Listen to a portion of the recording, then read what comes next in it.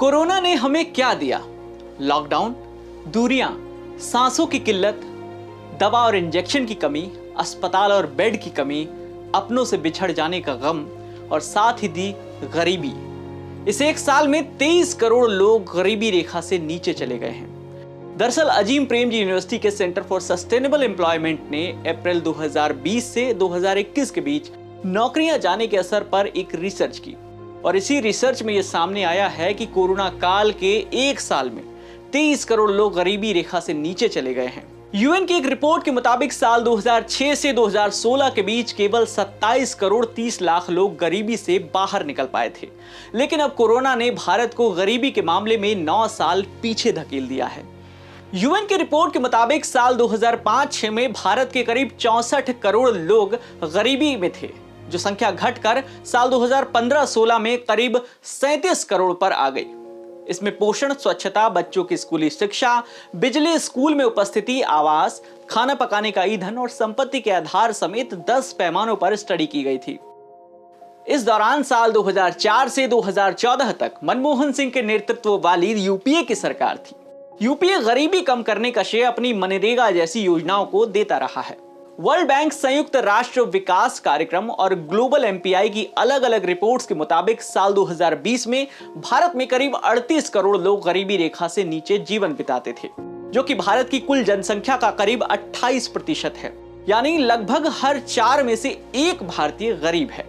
इसमें क्षेत्र और जाति की भी अहम भूमिका है। गरीबी रेखा से नीचे जीवन बिताने वाले लोग 80% जो ऐसे लोग हैं वो गांव में रहते हैं, जबकि कुल गरीबों में 43% लोग अनुसूचित जनजाति, 29% लोग अनुसूचित जाति, 21% लोग अन्य पिछड़ा वर्ग और बचे हुए 12% में सामान्य वर्ग के लोग आते हैं। वर्ल्ड इकोनॉमिक फोरम की ग्लोबल सोशल मोबिलिटी रिपोर्ट 2020 के मुताबिक भारत में किसी गरीब परिवार को मिडिल क्लास में आने में 7 पीढ़ियों का समय लग जाता है।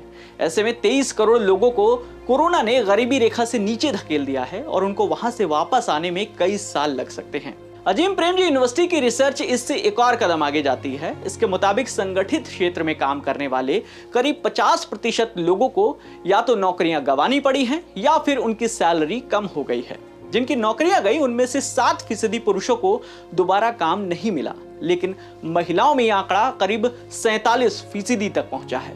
सीएमआई के आंकड़ों के अनुसार अप्रैल से जून के बीच सैलरी पाने वाले 2 करोड़ लोगों की जॉब चली गई थी, जबकि असंगठित क्षेत्र यानी दिहाड़ी करने वालों का आंकड़ा इसमें जोड़ लिया जाए तो यह संख्या 12 करोड़ के पार पहुंचती है।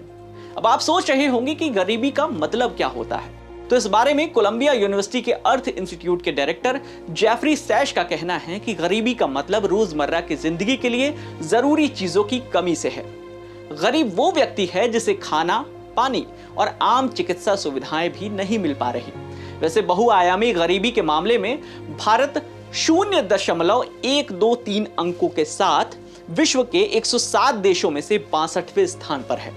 इससे आप अंदाजा लगा सकते हैं कि अभी तक हमारे देश का एक तबका गरीबी में जी रहा था, लेकिन कोरोना महामारी की वजह से ऐसे लोगों की संख्या में जबरदस्त इजाफा हुआ है। इस तरह के और भी नॉलेज बढ़ाने वाले वीडियोस देखने के लिए जुड़े रहिए दैनिक भास्कर ऐप के साथ। शेयर और डाउनलोड करें दैनिक भास्कर ऐप।